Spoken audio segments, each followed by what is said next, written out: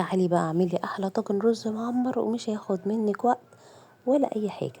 معايا هنا بقى كوبايتين من الرز كنت غسلاهم، واهم حاجه واهم تركه في الطاجن بتاعي النهارده ان لازم اللبن بتاعي يكون لبن بلدي، وكمان يكون مغلي. ما ينفعش احط لبن ساقع، لازم يكون سخن كده ومغلي وانزل بيه على الرز. اظبط بقى الملح بتاعي، واهم حاجه كمان احط نص معلقه صغيره من السكر.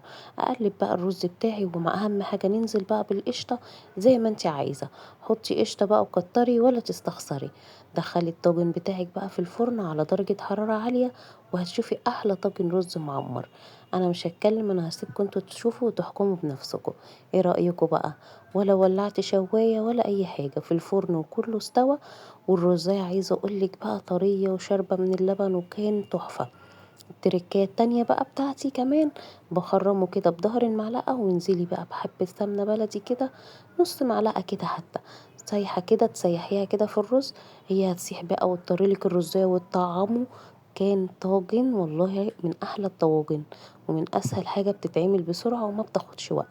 انت يا دوب بس بتحطيه، ويا سلام بقى كمان لو اول ما تحطيه في اللبن تسيبيه كمان تنقعيه نص ساعة كده. الرزاية بتبقى تحفة وطرية، وطعم الطاجن كده غني وجميل. يلا جربوا الوصفة ديت وقولوا لي رأيكم ايه.